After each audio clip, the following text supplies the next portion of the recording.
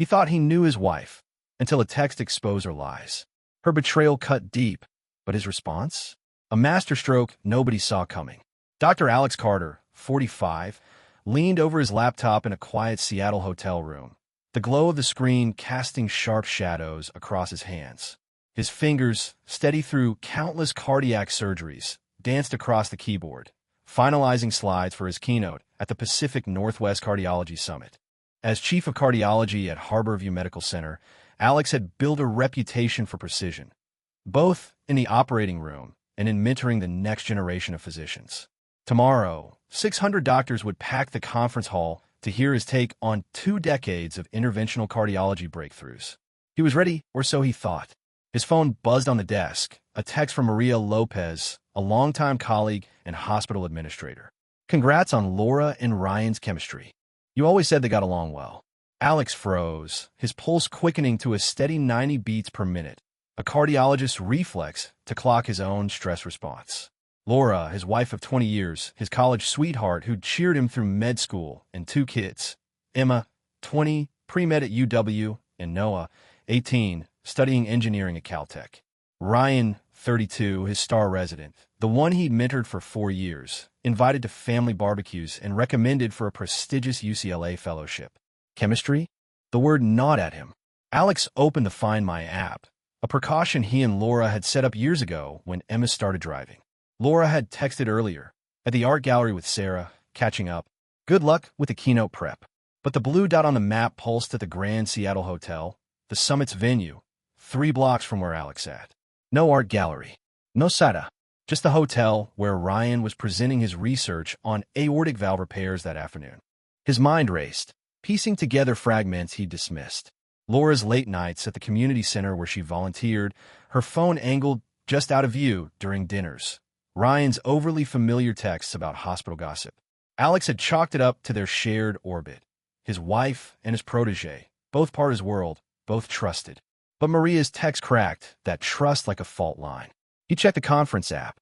Ryan's session had ended at 1 p.m., an hour ago. The next session wasn't until 3 p.m. Plenty of time for what? Alex's thumb hovered over Laura's contact, then swiped to Ryan's. He typed, "Hey, great job on your presentation. You at the hotel?" Ryan's reply came in seconds. "Thanks, boss. Yeah, grabbing coffee at the hotel lounge. You around?" Casual, effortless, the tone of a man with nothing to hide. Alex's jaw tightened. He didn't respond. Instead, he opened his laptop's encrypted folder, labeled Mentorship Records. As Ryan's attending, Alex had documented every step of his training, a habit born of hospital policy and his own belief in second chances. Most files were mundane, case reviews, skill assessments, but a few stood out. October 2020, Ryan's medication error, prescribing a 10-fold dose of heparin to a 68-year-old patient, Mrs. Thompson. Alex caught it during rounds, reversed the overdose, and saved her life. He'd written it up as a learning opportunity, never reporting it to the board. Resident demonstrated oversight in dosing. Additional training assigned. March 2021, the hospital gala. Ryan, 3 drinks deep, made inappropriate comments to 2 nurses, sparking complaints. Alex handled it quietly, pulling Ryan aside, documenting it privately. Counseling conducted for professional conduct. Monitoring implemented. September 2022, a female resident, Dr. Emily Chun, confided in Alex about Ryan's persistent advances despite her clear rejections. She begged him not to escalate it, fearing career backlash. Alex set boundaries, assigned Ryan communication training, and kept the file private. Interpersonal conflict addressed. Progress to be reviewed quarterly. Each incident, Alex had believed, was a stumble, not a pattern. He'd seen Ryan's potential, his deft hands in surgery, his knack for research, his charm with patients. Alex had protected him, vouched for him, brought him into his home. But now, those files felt like a ledger of misjudgments, each entry a warning he'd ignored. Alex's phone buzzed again. "Laura, how's prep going? You'll kill it tomorrow. Love you." The words stung, their normalcy a lie. He typed back, matching her tone. "All good. You still at the gallery?" Her reply was instant. "Yep, just leaving. Might swing by the hotel to say hi before dinner." XO the blue hadn't moved. He stood, pacing the small room, his mind a scalpel slicing through possibilities. Confront her now? Call Ryan out? Or wait, gather more evidence, let them think they were safe? His keynote loomed, 2 p.m. Tomorrow, his moment to shine before the medical elite. Ryan would be in the front row, a seat Alex had reserved to honor his protege. Laura had promised to be there, cheering as his spouse guest listed in the program. The truth was a weight in his chest, heavy but clarifying. 20 years of marriage, 2 kids, a life built on trust, now teetering. And Ryan, the resident he'd treated like a son, whose career he'd shaped, whose mistakes he'd buried. Alex sat back down, opened his presentation, and stared at the title slide. Innovations in Interventional Cardiology, a 20-year perspective. 60 slides, polished over months, a testament to his expertise. But his cursor hovered over the edit button. He thought of Emma, dissecting case studies with him over coffee, her dream to follow his path. Noah, sending him schematics from Caltech, proud of his dad's work. And Laura, who'd kissed him goodbye this morning, her voice warm with "I'm so proud of you." The betrayal wasn't just personal, it was a violation of everything he'd built. Alex clicked edit. A new slide appeared, blank except for a single line. The ethics of mentorship, when protection becomes enablement. His fingers moved quickly now, the clarity of a surgeon in an emergency. He didn't know what he'd say tomorrow, not exactly. But he knew it wouldn't be the speech he'd planned. It would be something sharper, something true, something that would cut deep. Dr. Alex Carter sat at his laptop, the Seattle skyline a faint blur through the hotel window. His keynote was 18 hours away, but the presentation he'd spent months crafting felt irrelevant now. The text from Maria Lopez, "Congrats on Laura and Ryan's chemistry," burned in his mind, each word a scalpel slicing through 20 years of trust. Laura's blue still pulsed on the Find My app, unmoving at the Grand Seattle Hotel, not the art gallery she claimed. Ryan's text, grabbing coffee at the hotel lounge, was too casual, too polished, a lie polished by practice. Alex's pulse steadied at 85 beats per minute, his cardiologist's instinct kicking in. He opened his encrypted mentorship files again, scrolling past routine evaluations to the incidents he'd buried for Ryan. The 2020 medication error, nearly fatal for Mrs. Thompson, still stung. Alex had caught it, saved her, and written it off as a rookie mistake. The 2021 gala complaints, nurses uneasy with Ryan's drunken remarks, had been hushed with a private talk. The 2022 harassment claim from Drive, Emily Chun, tearful and desperate for discretion, had ended with Ryan's promises and Alex's leniency. Each file was a choice to protect, to mentor, to believe in redemption. Now, they read like a map of his own blindness. His phone buzzed. "Laura, heading to the hotel soon. Want to grab dinner after?" The lie was effortless, her betrayal woven into every keystroke. Alex didn't reply. Instead, he cross-checked the conference schedule. Ryan's session on aortic valve repairs had ended at 1 p.m., leaving a 2-hour gap before the next talk.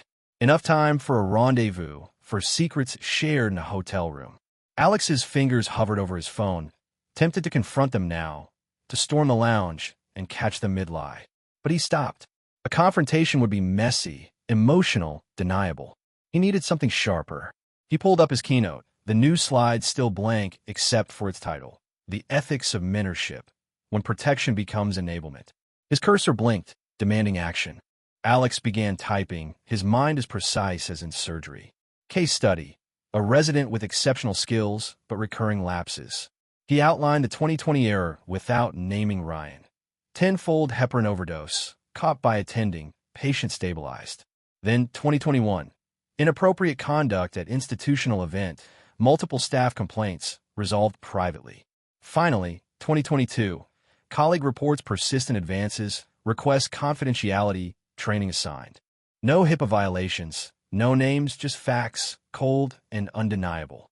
His phone buzzed again. "Ryan, hey, you good for a quick chat before tomorrow? Got some ideas for your talk." The audacity twisted Alex's gut. Ryan, sitting 3 blocks away, likely with Laura, playing the eager protege. Alex typed back, busy with slides. "See you at the keynote." He hit send, his calm mask over the storm building inside. Alex dug deeper, accessing the hospital's internal messaging logs, a perk of his chief status. A search for Ryan's name flagged a thread from a nurse last month. Dr. Keller makes me uncomfortable. Too personal, lingers too long. Another from a resident. Can we avoid pairing with Dr. Keller? No specifics, just a vibe. Nothing formal, nothing reported. Yet, Alex saves screenshots, his evidence growing. He recalled a family barbecue last summer. Ryan charming Emma and Noah with hospital stories. Laura laughing a bit too brightly. Had it started then? Earlier? The signs were there, ignored in his trust. He called Maria Lopez, voice steady. What did you mean by chemistry between Laura and Ryan? Maria hesitated. I saw them at the hotel bar after Ryan's talk. They were close, laughing, heads together. I thought you knew. Alex thanked her, hung up, and checked the conference app again. Laura's name was listed as his guest, expected at the keynote. Ryan's seat was reserved in the front row, Alex's own doing. The irony was bitter. They'd be there, watching, unaware of the trap forming. Alex added another slide, patterns in mentorship, recognizing accountability. He typed, when does protection enable harm? A resident's repeated lapses, shielded by mentorship, risk patient safety and workplace trust. He cited anonymized data from his files, framing it as a cautionary tale. His hands didn't tremble. They moved with surgical precision, each word a calculated incision. Another text from Laura. At the hotel now, grabbing a drink with Ryan before heading back. You sure you don't want to join? The invitation was a taunt, intentional or not. Alex pictured them at the bar, Laura's hand brushing Ryan's, their shared secret a private thrill. He didn't respond. Instead, he logged into the hospital's credentialing system, entering a note on Ryan's file, pending review of mentorship outcomes. Documentation available. It was subtle, professional, but a flag for any future employer. His keynote was transforming, no longer about stents and valves, but about truth and consequences. Alex knew the risks. Exposing Ryan's misconduct would expose his own failures to report sooner. But the betrayal, personal and professional, demanded action. Laura's lies, Ryan's deceit, the patients and colleagues endangered by his silence. They weighed heavier than his pride. By midnight, his presentation was done. 20 slides now focused on ethics, weaving Ryan's anonymized failures into a broader lesson. The audience would see a pattern, and those who knew Ryan would connect the dots. Alex saved the file, uploaded it to the conference system, and leaned back. Tomorrow, at 2 p.m., Laura and Ryan would sit front row, expecting his usual brilliance. They'd get something else entirely. Dr. Alex Carter stood backstage at the Grand Seattle Hotel, the hum of 600 physicians filling the conference hall. His keynote, now a hybrid of cardiac innovation and a surgical strike on betrayal, was loaded on the massive screens. The clock read 1:55 p.m. His pulse, a steady 80 beats per minute, betrayed none of the fire in his chest. Laura, his wife of 20 years, and Ryan, his protege of 4, sat front row, oblivious to the truth about to unfold. Alex's revised slides, titled Innovations in Cardiology and Ethical Mentorship, waited to dismantle their lies. He'd spent the morning refining his approach, weaving Ryan's documented failures into a professional narrative. The 2020 heparin overdose, the 2021 gala complaints, the 2022 harassment claim, all anonymized, all framed as a case study in mentorship gone wrong. No names, no HIPAA violations, just facts that would hit like shrapnel for those in the know. Laura's text at 10 a.m. Can't wait to see you shine. Front row with Ryan had cemented his resolve. Her lies, Ryan's casual deceit, the pulsing blue dot at the hotel instead of the art gallery. They demanded accountability. The moderator's voice cut through his thoughts. Dr. Alex Carter, pioneer in interventional cardiology, over 200 published papers, mentor to countless fellows. Please welcome him. Applause erupted as Alex stepped into the spotlight, his face a mask of calm. He scanned the front row. Laura smiled, her hand resting lightly on her purse. Ryan nodded, the eager protege, his phone dark in his lap. They thought they were safe, here to celebrate Alex's triumph. Good afternoon, Alex began, his voice clear and warm. Today we'll explore innovation, not just in procedures, but in how we shape the next generation of physicians. How we balance compassion with accountability, potential with responsibility.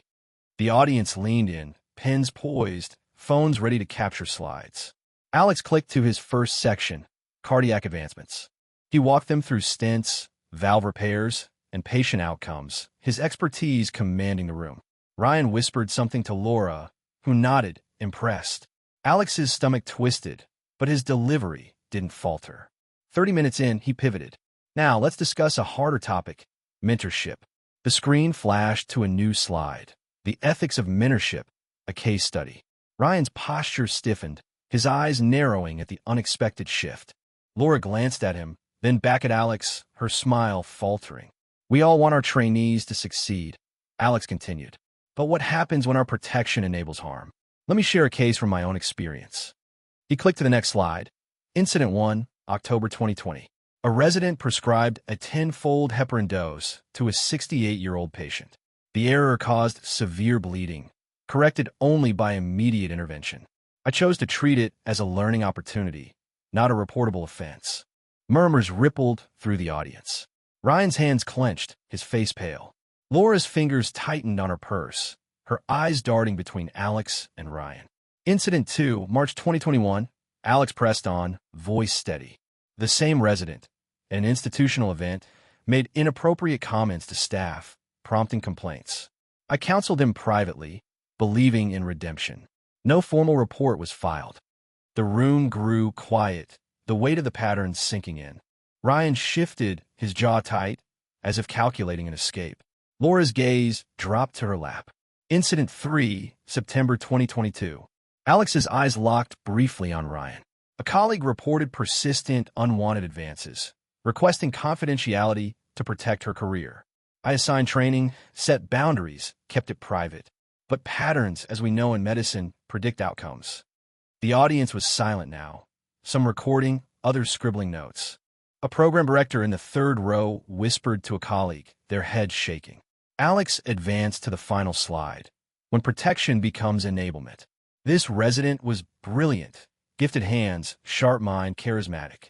I protected him, believing in his potential. But by shielding his lapses, I enabled a pattern that risked patients and colleagues. The question is, when does mentorship become complicity? He paused, letting the words land. Ryan stood, hesitating, then sank back down as phones turned toward him. Laura's hand covered her mouth, her eyes wide with realization. I documented every incident, Alex said, his tone clinical. Those records are now in the resident's credentialing file, not as punishment, but as transparency. Future employers deserve the truth. Patients deserve accountability. The room buzzed, attendees exchanging glances. Ryan's face flushed. He stared at the floor. Laura's shoulders slumped, her earlier confidence gone. Alex returned to safer ground.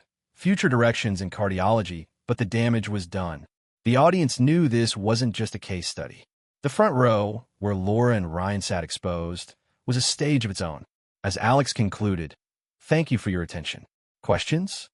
Ryan bolted for the exit, his footsteps loud in the tense silence. Laura hesitated, then followed, her purse clutched like a shield. The applause was subdued, tinged with shock, but Alex stood tall, his integrity intact. The conference hall's buzz lingered as Dr. Alex Carter stepped off the stage, the weight of his keynote settling like a pulse in his chest.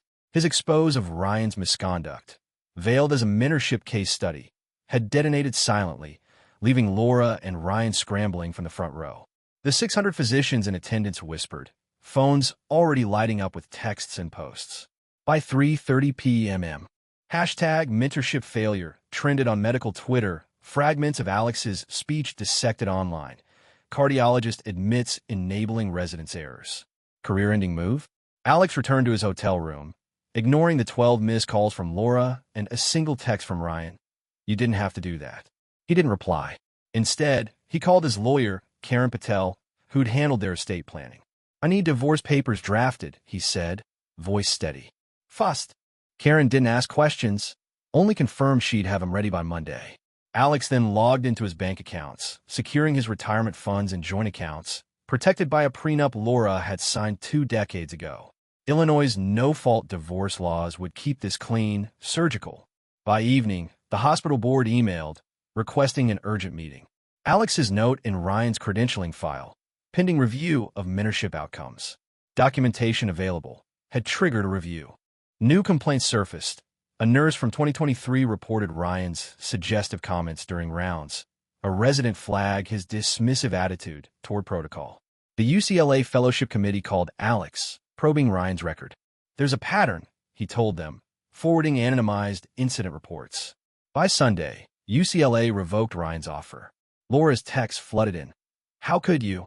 You humiliated us. Then, softer. Please, Alex, let's talk. It was a mistake. He read them in silence, each plea a reminder of her lies. At the gallery with Sarah, while she'd been with Ryan at the hotel. Alex finally responded.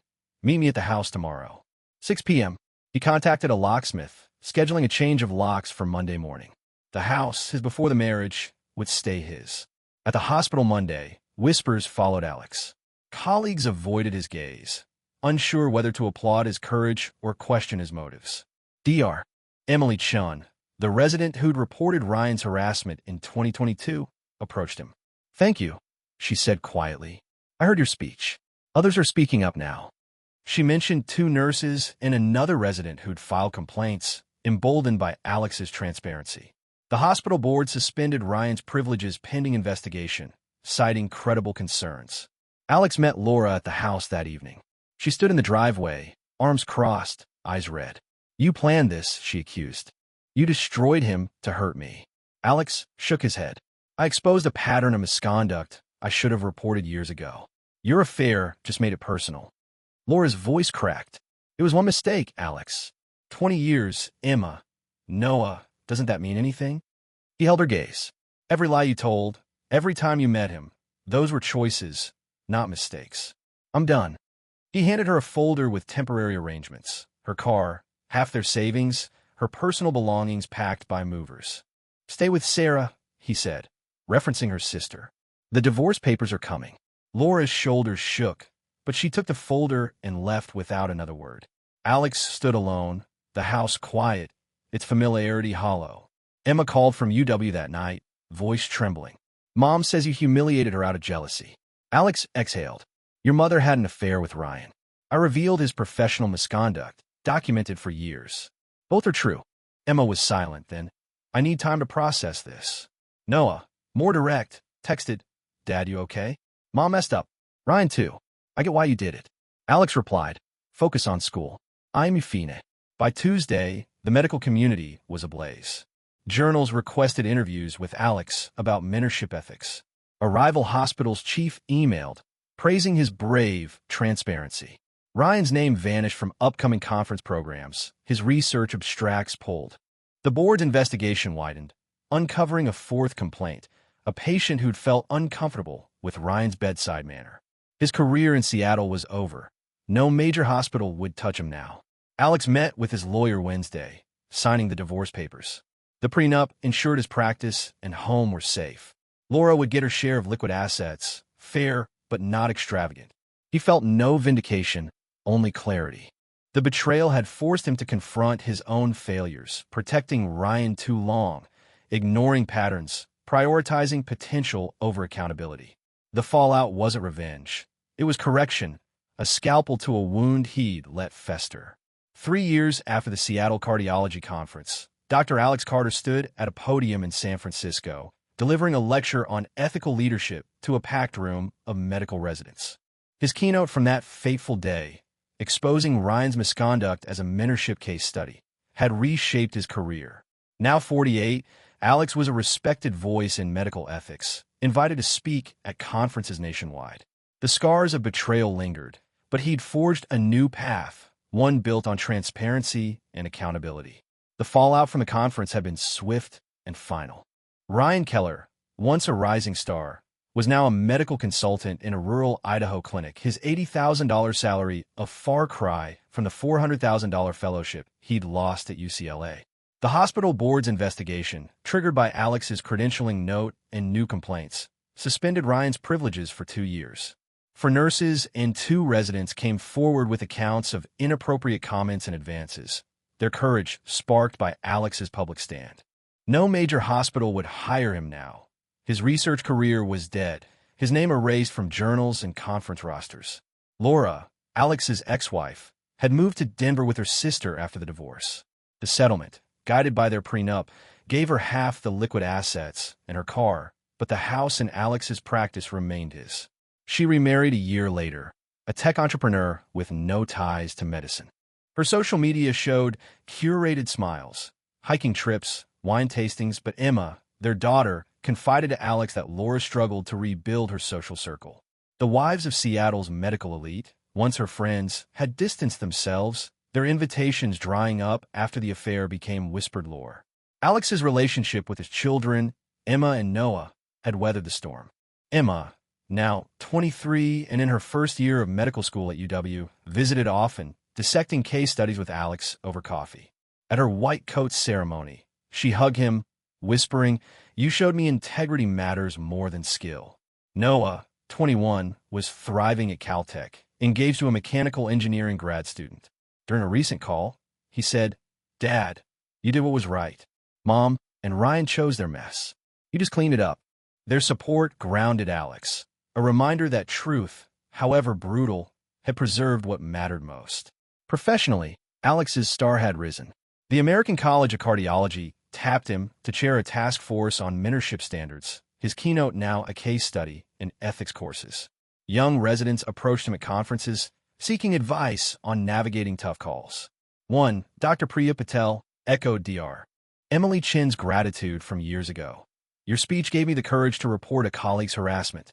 I thought I'd be ignored, but you prove patterns get heard." Alex nodded, but the weight of those he'd failed, nurses and residents silenced while he protected Ryan, still pressed on him. He'd changed his mentorship philosophy. When a new resident, Dr. Sam Torres, showed Ryan's charisma but sparked unease among staff, Alex acted fast. He called Sam in, citing two nurses' concerns about overly personal remarks. "Patterns matter," Alex said. "You'll do sensitivity training, and I'll document every interaction. One more issue, you're out." Sam, shaken, complied. Alex's program now prioritized transparency, ensuring no one's potential shielded them from accountability. One evening, as Alex reviewed charts, his phone pinged, a LinkedIn message from Ryan. "Saw your AHA talk on ethics. You're the real deal, always were. I get why you did it. I lost everything, career, respect, myself. Laura calls, I don't answer. You didn't just end me, you ended my excuses." Alex read it twice, then archived it. Understanding wasn't absolution, but it was closure. "Laura reached out through Emma last month. Mom asks if you're happy," Emma said over dinner. Alex considered it. "Tell her I'm content. I'm doing work that matters, and I'm honest with myself." Emma nodded. "She hasn't moved on, not really. She talks about that day, how it unraveled in an hour." Alex corrected her gently. "It didn't unravel. It was exposed. There's a difference." The medical community had moved on to new scandals, but Alex's keynote remained a touchstone, dubbed the Carter moment in ethics circles. Residents watched grainy footage, debating when to report patterns versus isolated mistakes. They didn't know about Laura's lies, the hotel or the family dinners where Ryan's charm masked his deceit. They saw only a physician owning his failures, demanding accountability. Alex drove past his old Seattle house sometimes, now home to a new family.